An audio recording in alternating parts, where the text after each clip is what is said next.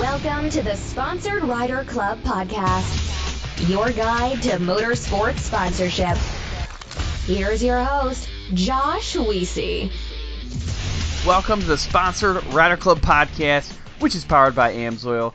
I am very excited to bring you this guest today. We have four-time X Game medalist, Supercross racer, Arena Cross racer, and Nitro Circus athlete Vicki Golden on the show. She crushes it, but before we get into her interview, there's a few things I want to cover with you. One is AMSOIL. They have been with us since May of 2018. They've been great supporters for the show. We've partnered up. We want to make sure that you have the best information possible for your sponsorship program so you can attract and retain sponsors. And we also want to make sure that you have the best oil for your machine so that you are race ready, you're road ready, backcountry ready, whatever it is. AMSOIL's got all that stuff covered, so check them out. Now, I would love to get your feedback, and honestly, I keep saying this over and over and over on every single show, but it's very important.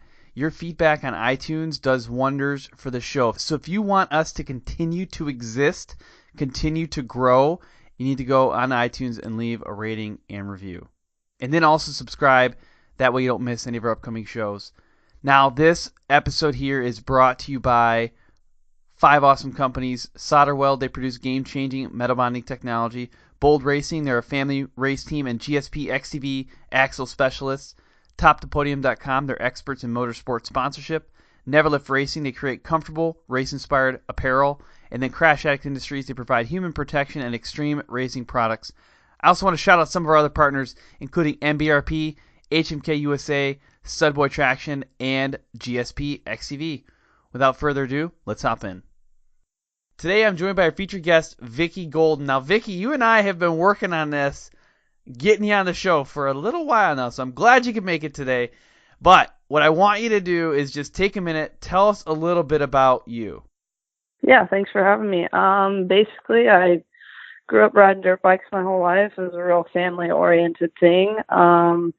That's pretty much how normal things start, is just growing up as a kid, doing what you love. And then I was just fortunate enough to be able to carry that all the way into a job and start racing. I did like a handful of arena crosses, supercrosses for quite a few years, and then I ended up actually transitioning out of that and into freestyle, and that's basically what I do now.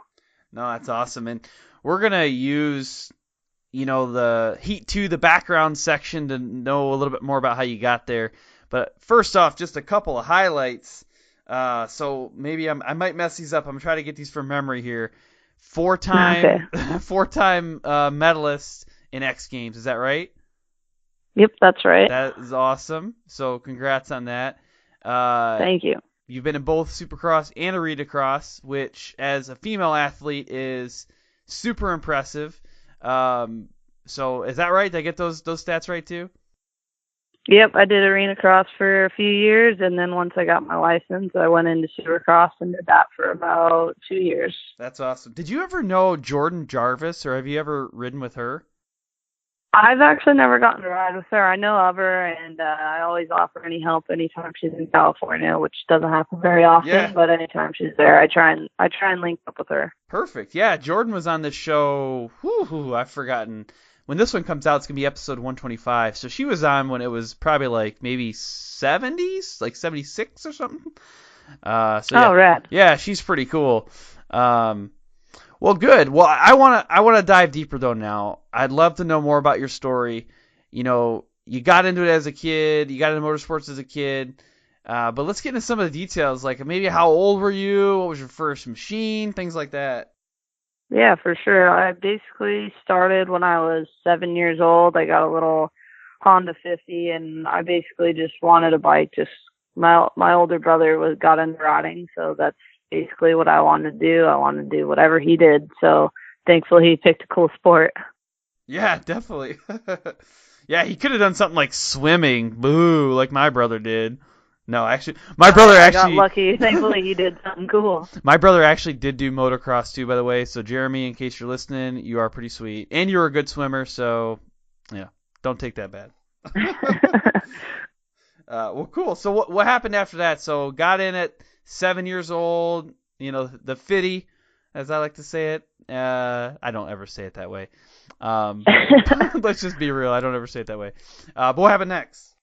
Yeah, basically, my family was a real race-hearted family, so we went racing every weekend pretty much. They were super into it, and that pretty much carried me all the way through in like amateur races. We got to do like Whitney and what were the other ones? World Minis. We obviously did Loretta Lynn's as the big dog, and I did all right in those. Nothing too crazy, nothing too spectacular. I think I ended up finally winning a title at Loretta's in like 2008. Okay. And then I think I got a couple like third places or something. So I was getting better as I got older. After that, I decided to turn women's pro in 2009 and did that for about 3 years and just felt like I just really wasn't happy doing that. I just was basically always in about fourth place on my own, really. I couldn't quite catch up to the factory bikes of the top three, and there was no one really behind myself to really have a battle with. So I was just cruising around in fourth place, not really having any fun and not really making any money either. Yeah. So I decided that, well, I mean, if I'm going to not make money, I might as well at least have fun. So that's kind of what transitioned me into arena cross. Okay. I started riding a little bit of supercross just for fun, just to kind of get ready for, I think that's when X Games started to have supercross races for women. So I started just messing around in that and realized that I was having a lot of fun. It was something new. I just really enjoyed it. It felt like it really clicked with my style. So that's when I ended up going into arena cross for my first year. And back then they had a different point system to get your pro card. They made you qualify for the night show, for the main event, and then score points in the main event. And you had to get about 65 points, I think. And my first year doing that, I ended up getting I only did about half the series and still pulled about 43 points. So I knew it was a realistic goal to actually get a pro card, and that became my goal. Did that for a couple of years, ended up on a good team with Babbitt's Kawasaki. So I had good help, as in, team was awesome. I had good teammates. Tyler Bowers was obviously one of them. He did really well in arena cross, so I got to learn from the best. And then we actually ended up going into supercross the same year together. So we just had a good time and tried to make the most of it in supercross. So, I mean, it was a good racing background for myself. No, that's good. What got you? I mean, why did you get into the freestyle, or how did you get into freestyle? Basically, with that supercross schedule, most people are aware. If not, I did a lot of press that came with it, and it was just a lot more than my body could handle. With basically my schedule, living on the West Coast, my sponsors, my team wanted me to do all 17 rounds of press, whether I was racing that weekend or not. So I did all 17 rounds. And it's pretty gnarly schedule for me. I would be home Monday, Tuesday, fly to the East Coast on Wednesday, be up at 4 a.m, Thursday, Friday until noon or 3, basically whenever they were done with me. And then I was able to race on Saturday, but by that time came around, I was pretty spent and just dug myself a big hole. And by about the second to last round in New York, my doctor came back with blood work and was all, "Yep, you've got Epstein-Barr pretty bad." Oh, really? And so I was getting super, super tired, no energy. I couldn't eat. I was, 20 seconds into a minute lap time trying to put in fast laps and just trying not to puke. Yeah. So I knew something was wrong, but I just tried to ignore it. We don't really know how to quit, and that was the end of me for that reason. So I pretty much spent, after my first year, I spent, all winter, or actually all summer, on the couch, just trying to get rid of it and just chill. I couldn't really do much. So got rid of it, and then tried to go in for a second year, and it just came right back. So I knew that something had to give. That schedule just with all the training and all the laps you got to put in, plus with all the press and eventually getting to even race day, I just couldn't handle that kind of schedule. Yeah. So that was pretty much the ultimate decision. I mean, granted, I did get the goal I set out to do was to make night shows, and I ended up being able to do that. Obviously, once you make that goal, you want to set a new one, trying to get into main events or get, better finishes in heat races or whatnot. And that was going to be the goal. But then I just had to take a step back and realize that if I want to keep riding on my dirt bike, this is not the way to do it. And that's basically what freestyle allows me to do, is not really trigger myself that way. Like, you can go to the gym for freestyle. It's not really necessary. It helps, but it's not something that's really demanded. It's more on the bike time, learning tricks, and basically, you do one jump, turn around, come back, do the same jump. So it's really, really easy. It's a lot easier on your body compared to like arena cross or supercross racing or even outdoor racing. Yeah. That is an interesting perspective there. I mean, we've talked about it a few times in the show before, but I think, I don't know, especially in the social media world, we all get caught up, including me, and like all the highlight reel. You're going through Instagram or Twitter or Facebook, and you're like, gosh, these people, they got it figured out. They got it made, but you don't know behind the scenes what efforts and things it really takes to compete at these high levels, right? Oh, for sure. I mean, you look at these guys like Tomac. Mm-hmm. He gets like a week or two off, but even those week or two off that he has, and not just him, a lot of these other racers, they're still training. Like, they still don't get like, all right, well, I'm tired this week, I'm not going to the gym. Like, they don't get to do that. Right. And then, you put in 17 weekends of Supercross, and it's basically every weekend you get Easter off, and I think that's it. Then you get a weekend or two off, and then they go right into outdoors. And then you got guys, like I said, like Tomac, he gets picked for the nations. He has to do Monster Cup because he's a monster athlete. And then there's obviously all these other overseas events that they are able to do to make some money. So then they do those as well. And then you're looking at, oh, look, it's time to get ready for A1 again. So I do not get how they do it, because I get a schedule that's pretty gnarly with freestyle that keeps me busy almost every weekend. But I don't have, I don't have to basically take care of my body, as it's not as important as it is in racing. So I do not get how they do that year in and year out. It's pretty amazing. Yeah, and that's how you got to respect some of these people who are at a high level for such a long time as well.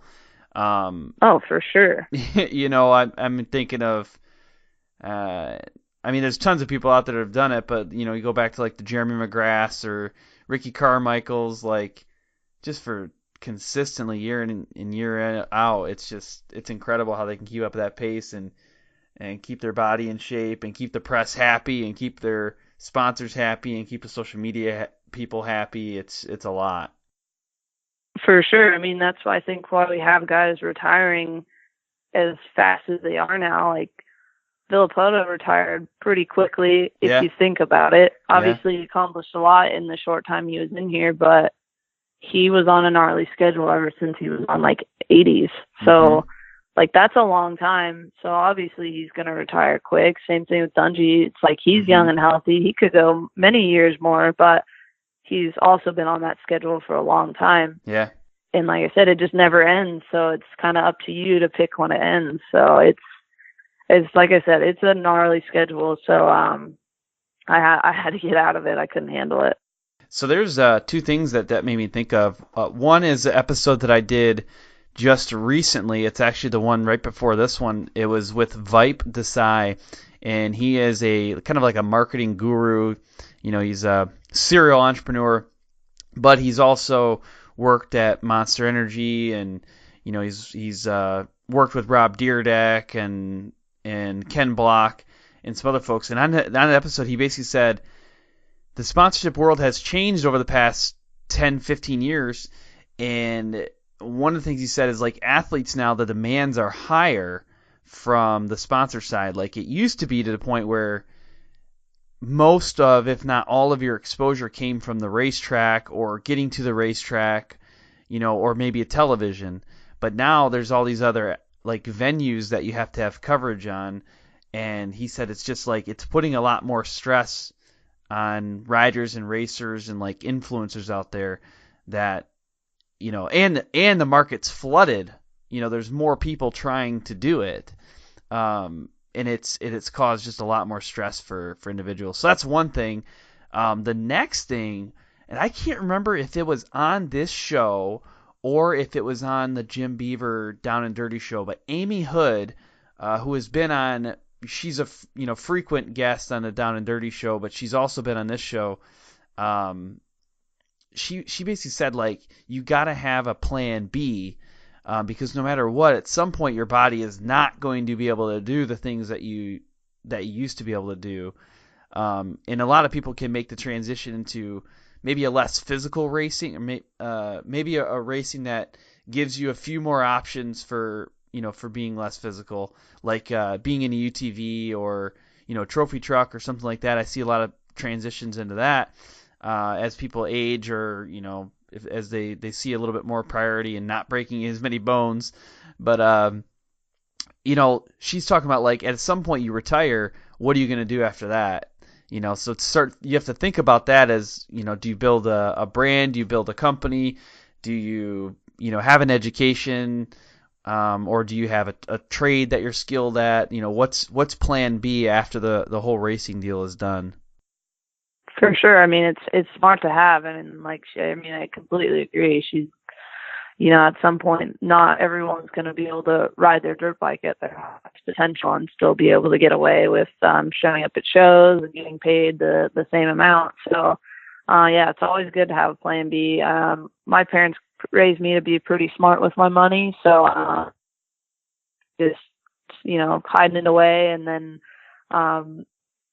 too, like, just to keep yourself busy. I mean, it's a pretty drastic thing to just retire. Mm-hmm. That means you go from every single day you ride, you train, you're doing something to better yourself on your bike, and when you retire, that all stops. So what are you going to do? So, I mean, there's definitely a lot of things to think about, but there's also a lot of avenues to work with too. So thankfully our industry is pretty forgiving in that aspect, because a lot of people in this industry are able to transition from being on their bike every day to working for a brand every day mm-hmm. that still keeps them in this industry. So in that, we're really thankful to have that kind of avenue. So, I mean, there's always that, there's always, training kids. My passion is always doing things on the fitness side of things. That really gets me, I just really enjoy learning more on what triggers what, especially when you have so many broken bones, torn ligaments.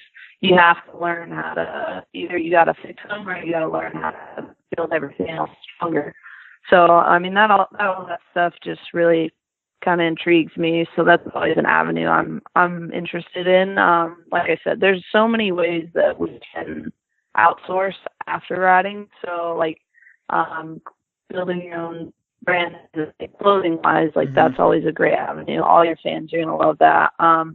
For me, I've chose to just, I guess it's not really an after aspect, but I'm just kind of working on a movie right now that's going to basically kind of feed into just basically just showing and putting, like I said, just putting away money towards my retirement, and like me focusing on a movie keeps me busy to put something away for that. And that just kind of showcases too, what it takes for these injuries, and basically just shows more than just, hey, look what I did. Mm-hmm. It's how I got there. It's how everyone got there. So it showcases a couple riders with pretty much that should have been career-ending injuries that were still able to push through, ride past it, and get back to the top level. And that's just something that I've wanted to do for a while, and we're basically in the works of putting it all together and just showcasing that you may be down, but you're not out. So that's another just another avenue that we're working right now. Just I'm not quite to the point of quite giving up and retiring. So we're just feeding it all up right now. We're just going for it. Awesome. Whenever I hear like a career-ending injury comment, especially in the snowcross or motocross world, I think of Doug Henry and Blair Morgan. Both of them, were badly injured and, not able to compete for a period of time. But I mean, they maybe it would have been last year. I may be mixing up my years now, but they both raced, in snowcross, or sorry, snow bikes at X Games. Yeah.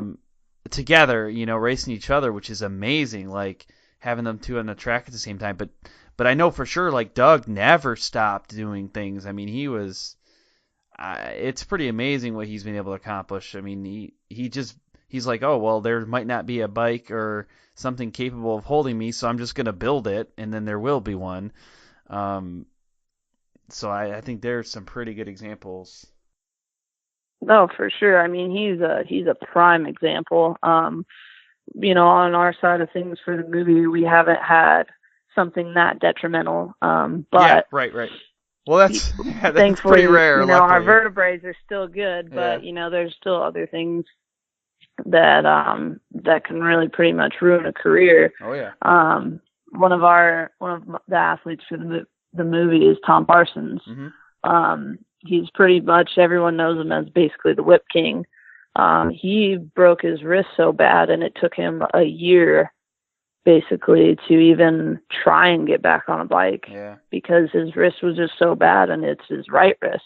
So he couldn't even operate the throttle. So, right.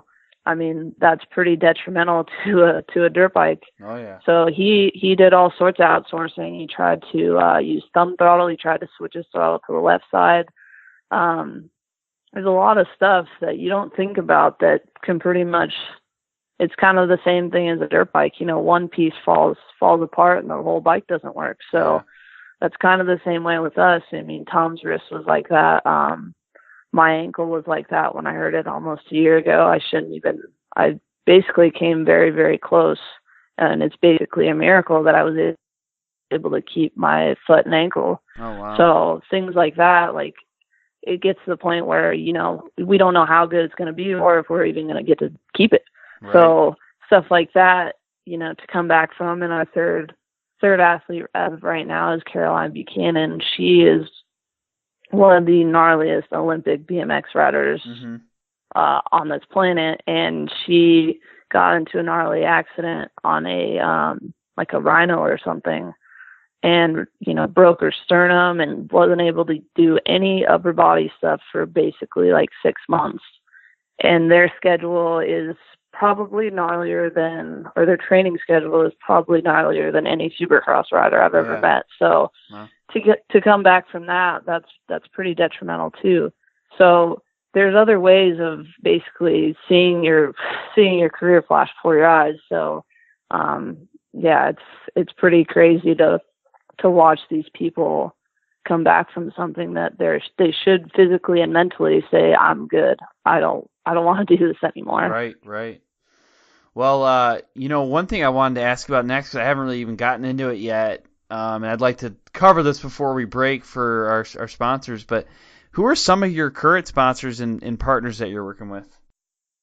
My current sponsors right now, my main ones are Freestyle Kings, which is a freestyle show company, basically, that they're based out of Australia. They do a lot of work in China right now, and they're actually in the transition period of starting to do stuff here in America. So that'll be really cool when it's done.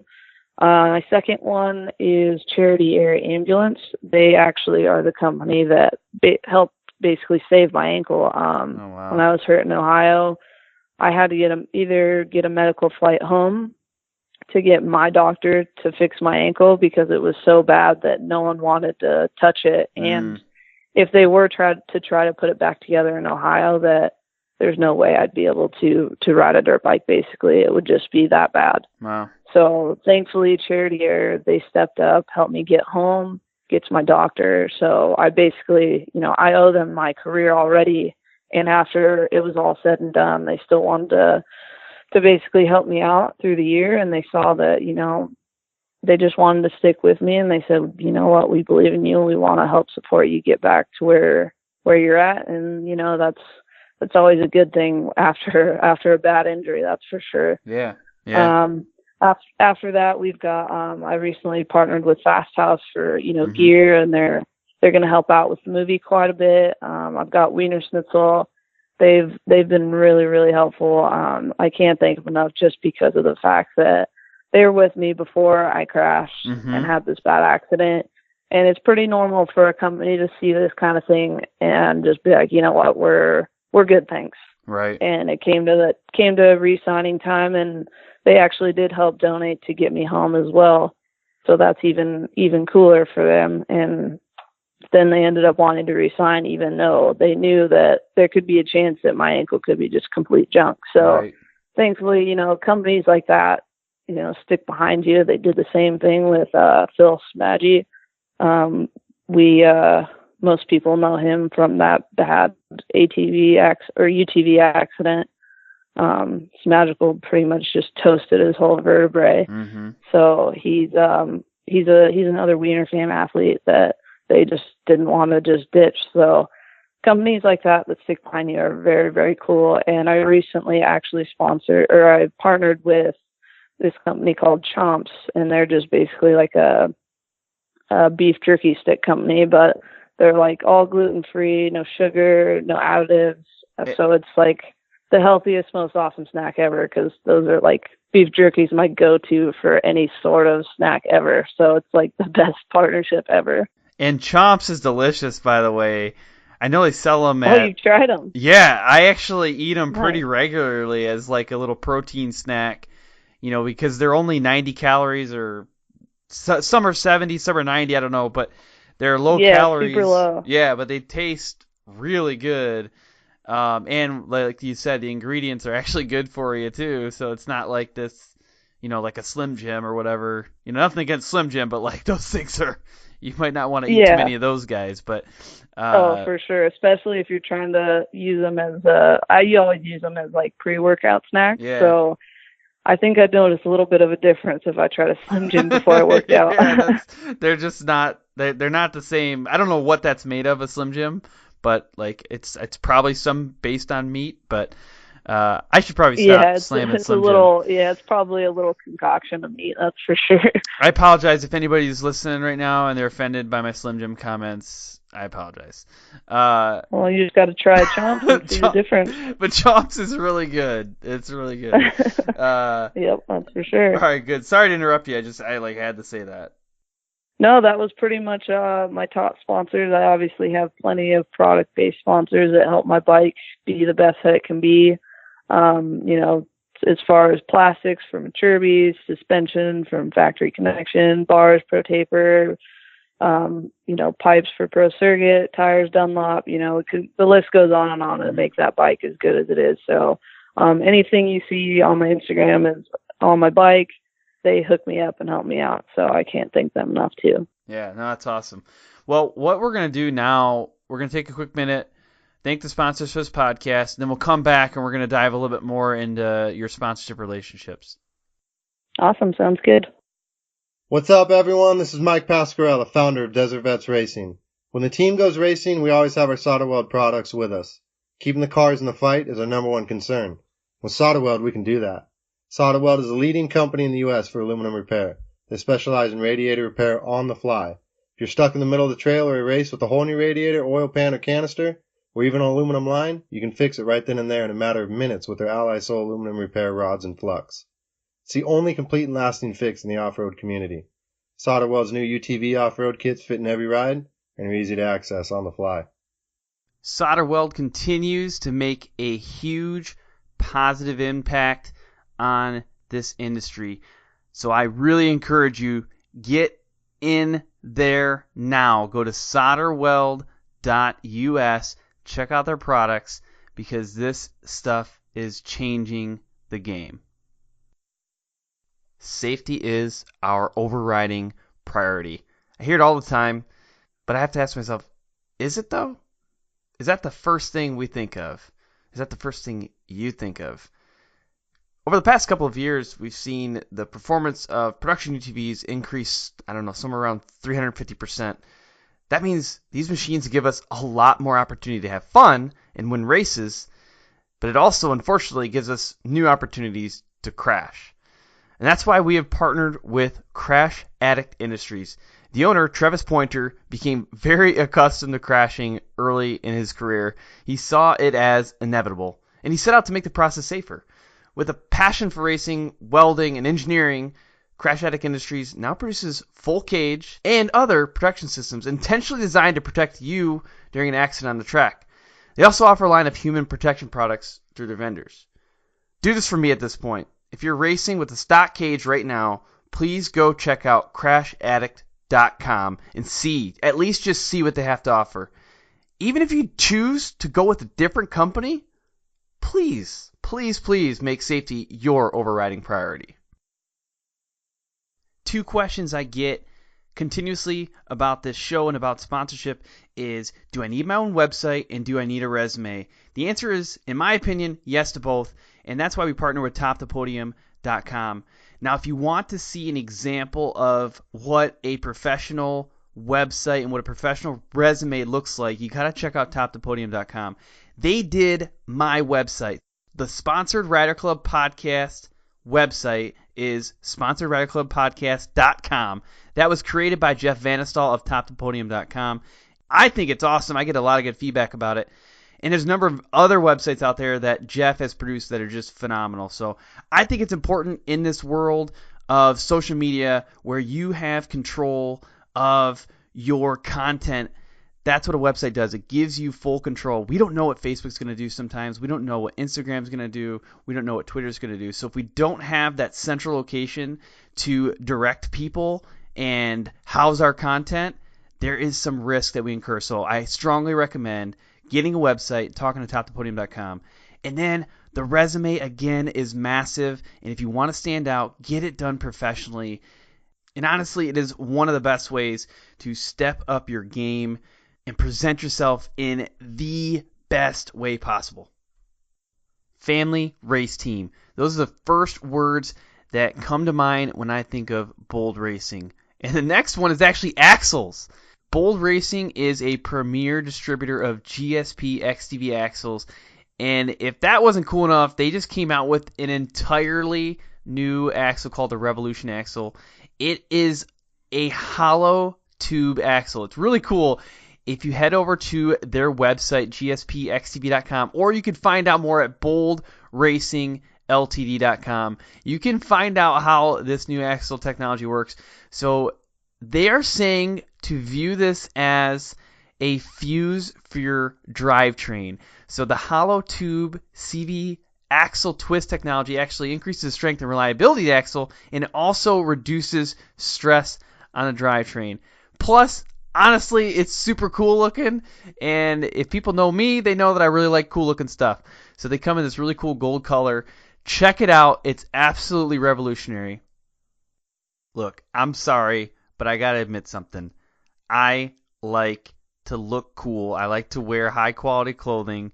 I like it to be comfortable, and I also like it to portray the values that I also hold true to myself. That's why I like Neverlift Racing. So they were founded in 2013, and they are all about high quality, comfort, and looking cool. So, like I said before, exactly what I'm looking for out of clothing. Admittedly, my favorite shirt of all time is the Neverlift Racing silver badge t-shirt. Like, I wear this thing probably too often because way too many pictures of me on social media are wearing this shirt. Either way, they have a ton more out there. So go get your shirt, your hoodie, your hat, and actually your socks. Probably one of the most comfortable pair of socks I've ever owned too. And they got pretty cool things where it says never on one side, lift on the other. Really cool stuff. Get your apparel. Wear something that supports your values. Live fast, drive hard, Neverlift Racing. All right, well, welcome back, everybody. We are now in the main event, and that is where we talk about sponsorship tactics and strategies.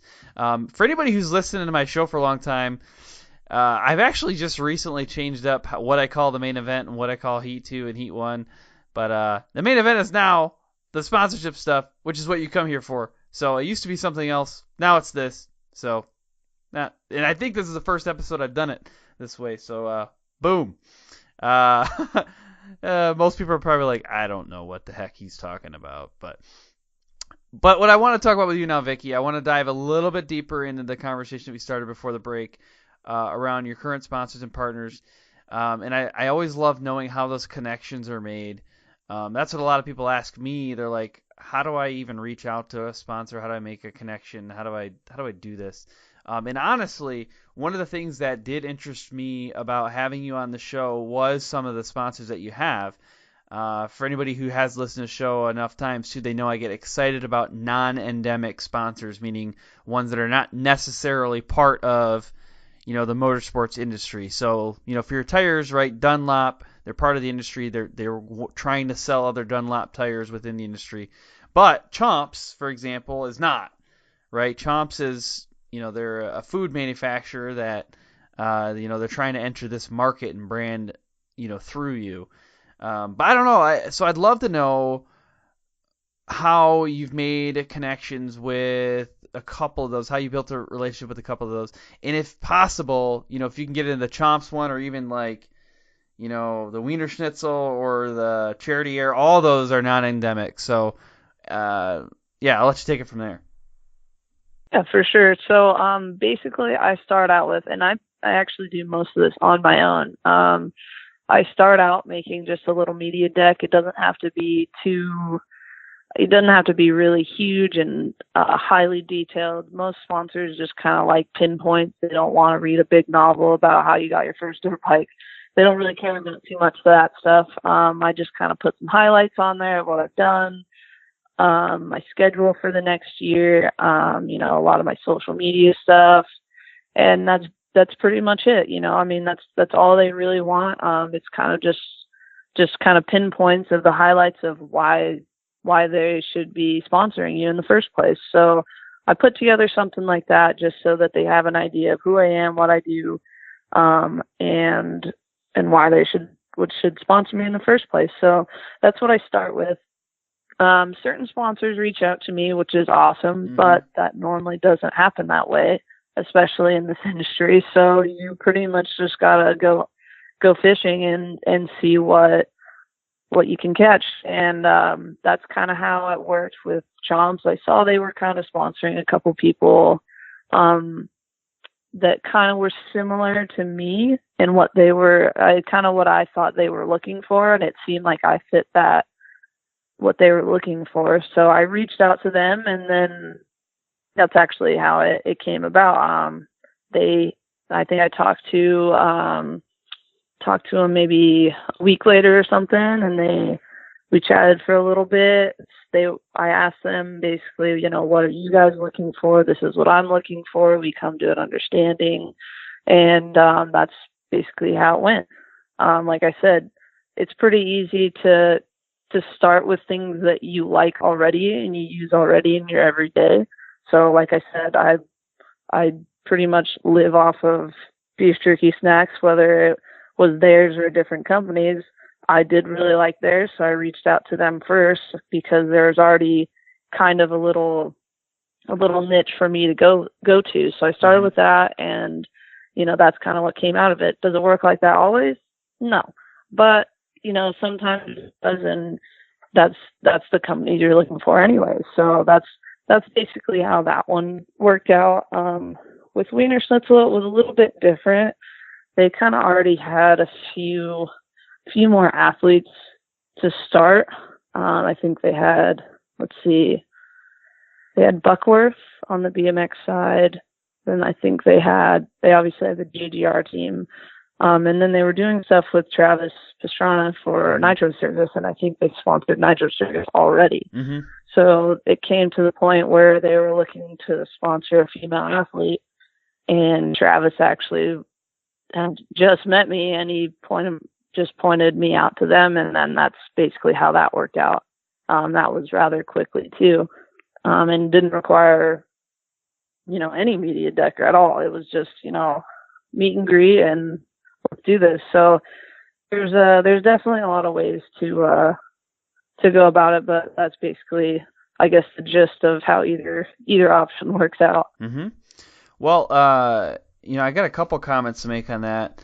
One is when you talked about making the connections, I guess the initial time that you reached out to Chomps, there's a couple of things that I just noted that you did there. One is it seemed like you were paying attention to them already, or at least it sounds like you had an understanding of who they were already working with in the industry. Is that right?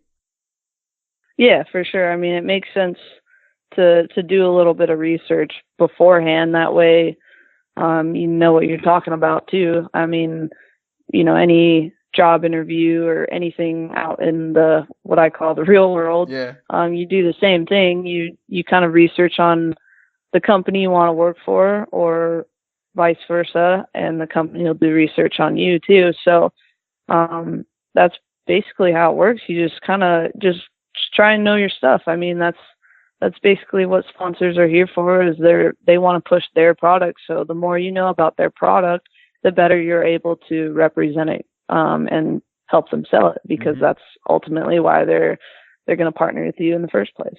Yeah, no, that's good. And you said that, you felt as if you could, you matched what they were looking for, or you represented some of the things that they were trying to accomplish.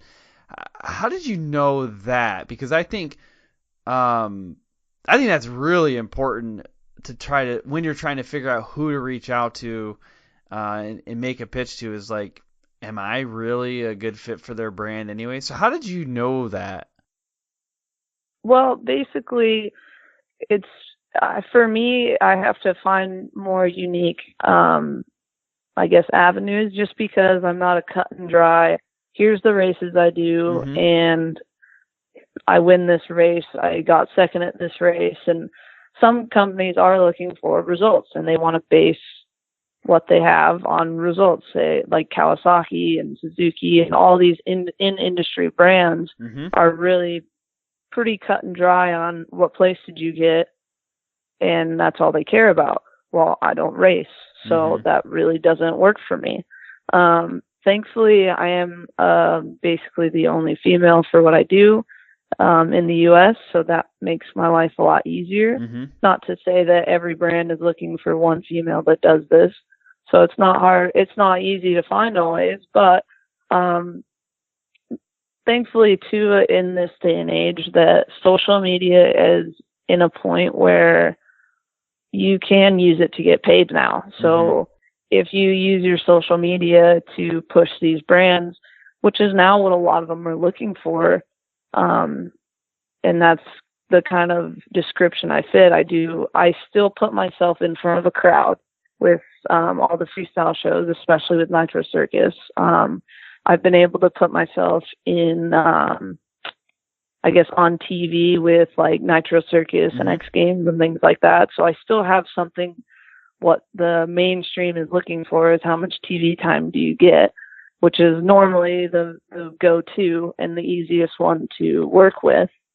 If you're not on TV, then that's where I'm at, and where I need to get a little bit more creative. So that's where, like I said, my shows that I do that, have, a stadium that's sold out, well, that's going to do a good job.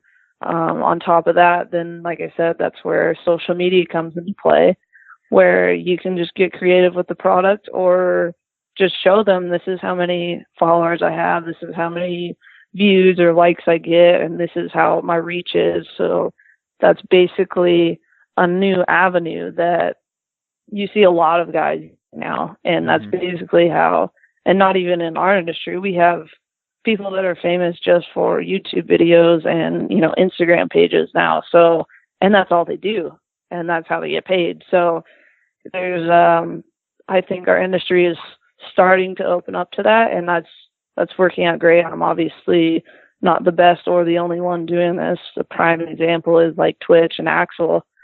They do is, all social media. So, I mean, that's the best and the somewhat easiest way to go about things is just try and build a good base of social media. Yeah, there's a lot of examples out there, but I'll tell you probably the wildest example that I've just started learning about recently. And to give you some context about why I even know about this, my kids, I got 2 kids, they're 3 and 5 years old, and they found this thing on YouTube, like we can watch YouTube on our television. You know, they found this YouTube channel that's like kids opening toys and playing with them, and yeah, this is like a thing. And, you know, there's this one kid, his name is, I can't remember the name of the show exactly, but the kid's name is Ryan, and he opens up toys and plays with it, and he has, I don't know how many followers on YouTube, but millions of subscribers. And I just found this out the other day, he got a deal with Walmart, and he made $22 million last year. At least his trust or his family or his business, whatever it is. He's probably only 5 himself or 6 himself. $22 million on YouTube. Like, it's nuts. I'll be totally honest. People get rich and famous for the dumbest things nowadays, but there's 20 or however many views it got. Say it got 1 million views. There's 1 million stupid people out there that watch that. So it's working, but I don't get it whatsoever, because I've come across this many times of how even like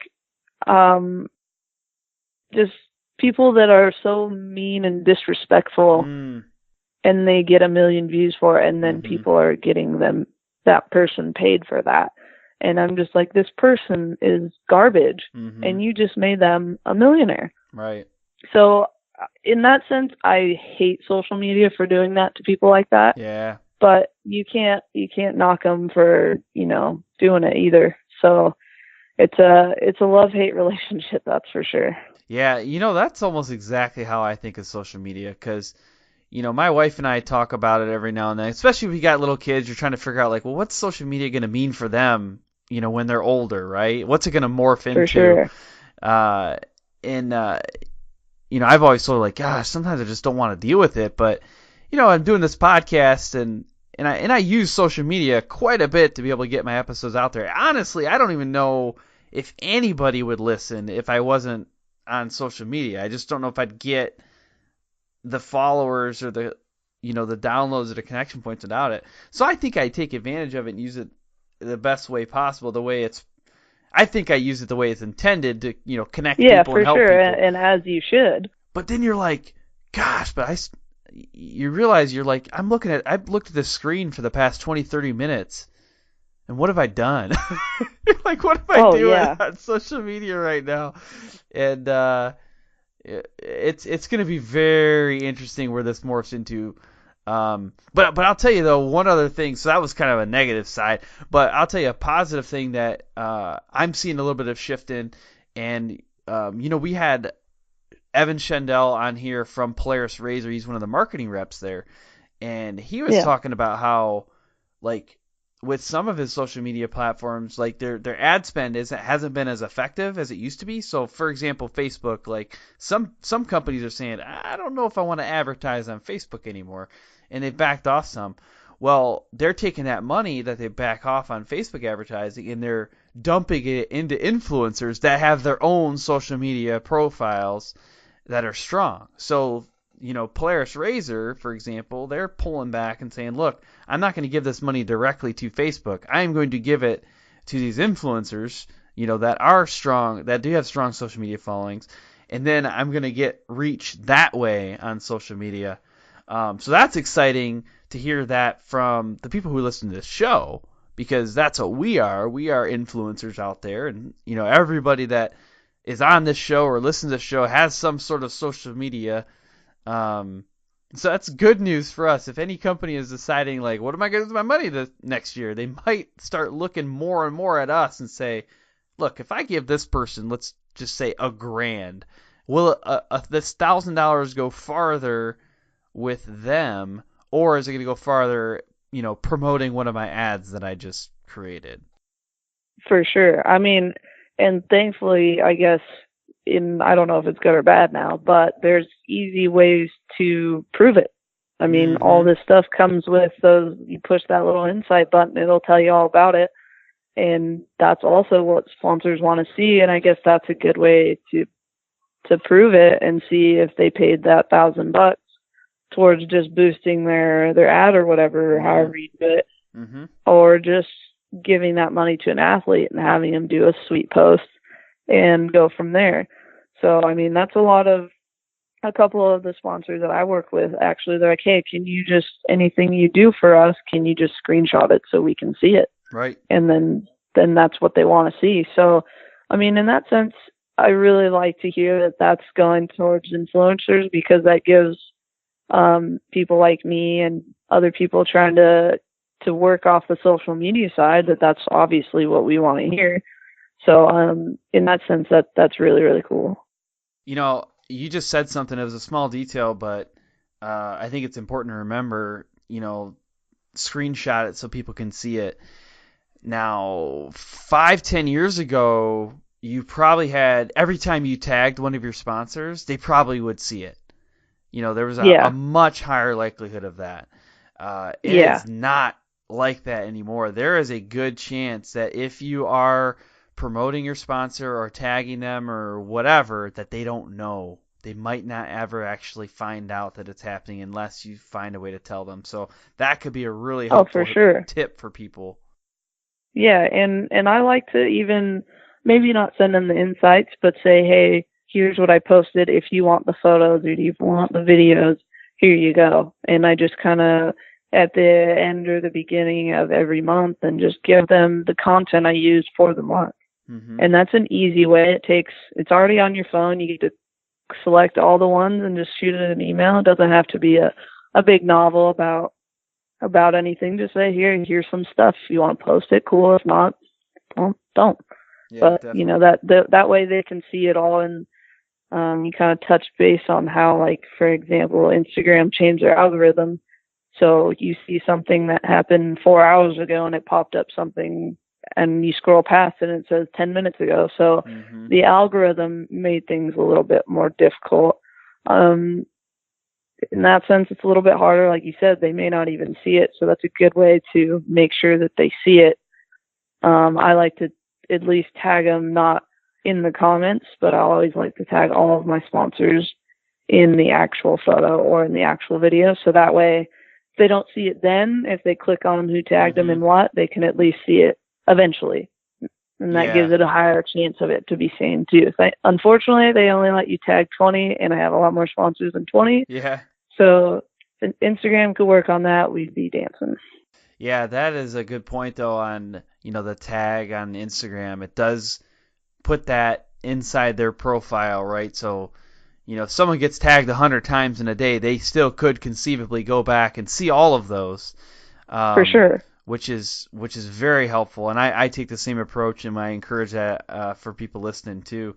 You know, and but the comment, if you tag somebody like you said in the comment section, the way the notifications work on, you know, say Instagram, is after you get a split second to see, okay, let's say you got 25 comments. Okay, great, 25 comments. You've got a split second to see that, and then you got to go back through and look and see, like, okay, where were the comments actually at? And if they commented with like 1 or 2 characters, you might miss it. You know. Yeah, exactly. So that's why I like to go around and just put it in the actual video or photo. Yeah. It takes a lot longer, obviously, especially when you use all 20. But in my case, it's my job. And does it really take that much longer to go through and tag 20 people? Right. No, it doesn't really take that long, and they make it pretty easy for you. Like, I always try, and if I know I'm going to be busy, I try and save a couple, and then when I'm ready, that they're already built and I can just post them whenever I'm ready. So there's definitely ways around it to make sure your sponsors are happy.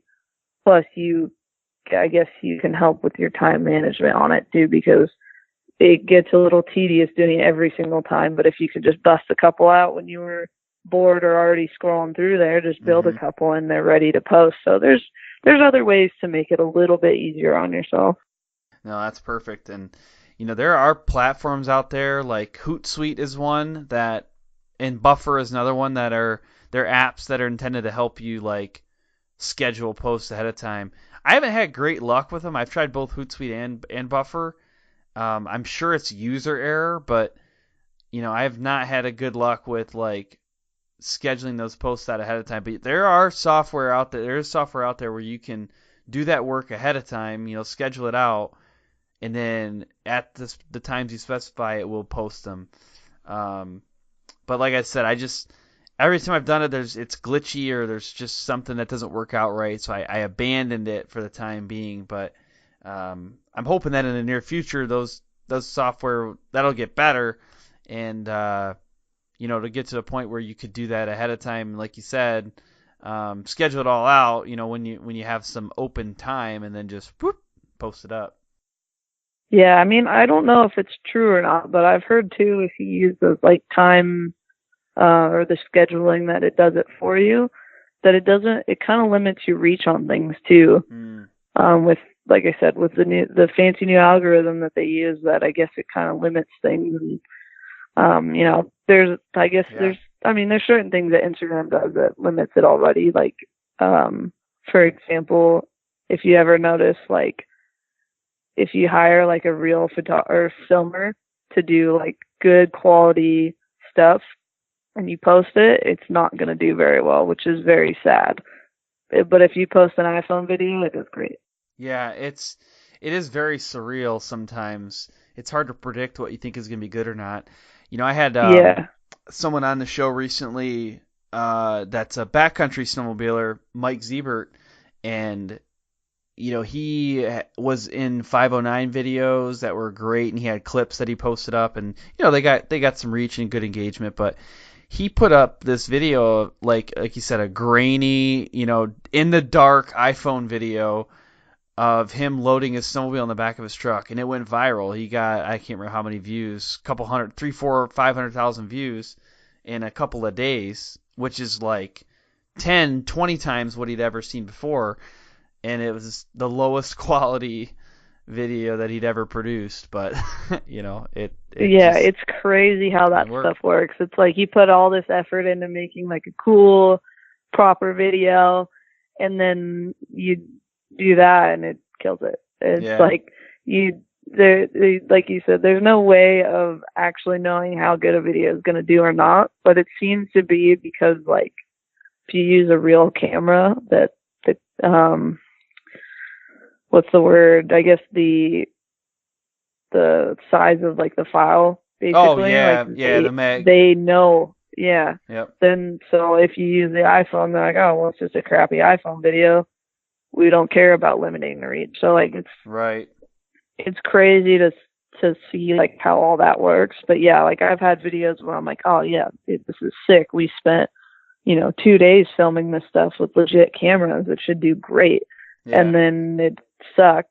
But then like you said, just I've ridden my bike into the back of my truck before and it kills it. Yeah. And it's just a little iPhone clip. And it's like, I give up. I don't know what to do with this. Well, there's somebody, I talk about him all the time on the show, but he talks about this stuff. Gary Vaynerchuk, he's kind of made his career off of social media too. He's got a lot of other things that he's done, but he talks about like every platform has its own type of media that does really well. So YouTube, I think, if you have really high production value and you post something on YouTube, I think it has a better chance than if you post it to say Instagram. For sure. But vice versa, like you can put something on Instagram and have success. You put it on YouTube and it drops. It's horrible. The challenge, though, and what Gary Vaynerchuk talks about, he's like, you got to be on all of them. So like I post things on I'm horrible at Twitter. It's definitely the worst platform for me. And I put something on Twitter, it will absolutely bomb. I put the same exact thing on Instagram, it does great. I'm like, dang it, man. How do I figure out this whole Twitter deal? But I actually borderline gave up on Twitter. I did not even gave up borderline. Like I gave up for a legit month on Twitter. And I just yesterday I was like, you know what? Maybe I'll try it again. But okay. Well, hey, you know what? That was a really good main event. We covered a lot of stuff that I wanted to cover. But now I want to move into something that is pretty new for me, which is the lightning round. So the intent of this is I'll ask you a couple of questions, and then we'll do quicker answers, and then we'll kind of round things out at the finish line. All right, so the first question here, if you could sponsor anyone in the world, who would you choose and why? Well, I'd have to say I kind of sponsor him already, so it's maybe biased, but I'm going to have to go with my roommate, Brian McCarty. We call him McNarls. He's one of the baddest freestyle riders in the game, but very underrated. So for that reason, may not be, I guess, the smartest business sense, but he's a bad dude on a dirt bike. So that's awesome. I would sponsor him day in and day out. That's for sure. Good deal. If you could only use one social media platform, which would you choose and why? Oh, Instagram for sure. Mm-hmm. Not everyone can read, but everyone likes looking at pictures and videos. You know, I remember when I first became aware of Instagram, I was like, this is goofy. You know, I'll never get on there. And now I got 4 accounts. I'm like, this is right. How did I get sucked into why this? Am I going to look at photos all day? That sounds dumb. It's fun. When you think about it, like, it sounds dumb. It does sound like, hey, dumb. what are you doing? I'm just looking at pictures. No one does that. But now they do. Now they do. Sorry, it's funny. Who has been your biggest supporter? Oh, my biggest supporter probably has to be the charity air ambulance. They've, like I said, they've saved my career, so I cannot thank them enough. And to tag team off of that is someone who else is very underrated is my doctor. Dude has done so much for me. And not even just this year with my ankle. Like, he saved me from getting an 8th surgery this year by going above and beyond to try and make sure that 8th surgery didn't have to happen. So, and that's not the only thing. That's just one example. He's put more work into my ankle than I think I have. So, guy like that, I can't not thank him. Yeah, that's awesome. Yeah, that's really cool. I mean, there's only been a couple of times on a show where somebody's, really had to call out their doctor, but it's always around that same thing. Like, they went above and beyond, they saved a career, and that's really phenomenal. Oh, for sure. I mean, Dr. Navarro helps out some of the top athletes, but if you're his top athlete or, just a privateer, he's going to treat you like family. So a guy like that, he's literally one of the best people to have in your corner. I go to him for sprained wrist, sprained ankle, blown out ankle, blown out knee. I went to him for Epstein-Barr. Like, he covered everything and anything, and he's helped me through basically everything I just talked about and plus more. Yeah, that's awesome. Well, we've made it to the finish line now. Time to wrap up. What would be one thing that you wish people could take away from the show if they forgot everything else? Oh, man, I mean, this show is based upon and sponsored riders, so just I'd say just have fun with whatever you have your account to be about, and just post cool stuff. Awesome. How do we connect with you? What's the best way? Easiest way is obviously going to be social media at Vicki Golden 423. Nice. All right. Well, I appreciate it. This was great. A lot of fun. I'm glad I got to learn about your background more. I'm glad that you got to tell me about chomps because that was cool. And for sure. That's the one thing you need to take away from this. Chomps is good. Yep, that's it and that's all. All right. Well, hey, I want to leave you with this. Have fun and ride safe. Awesome. Thanks, man. I appreciate it. Woohoo! Thanks for listening. I hope you're getting value out of this show. Please, if you would be so kind, head over to our iTunes and leave a rating and review. If you don't have iTunes, go to our Facebook page, leave the rating and review there. You can follow us on any of our social media, but Facebook is where we do our live episodes. Now, I ended up releasing this episode a day earlier than I usually do, and that is on December 17th of 2018. That means if you're listening to it on that morning, that night, we're going to be going live with Jared Heshka of MBRP Power Sports. This will be Jared's third time on the show, but his first time on the live show. So if you're listening to this on the day it released, you still got time to come and check that out. It's at 9 p.m. Eastern Time. To get some insider access to upcoming guests, go ahead and check out the Sponsored Rider Club on Facebook. Special thanks goes out to our sponsors, AMSOIL, Neverlift Racing, SolderWeld, Bold Racing, TopThePodium.com, and Crash Addict Industries. I also want to shout out some of our other partners, GSP, XTV Axles, MBRP, HMK USA, and Studboy Traction. I look forward to serving you again next week. Until then, have fun and ride safe.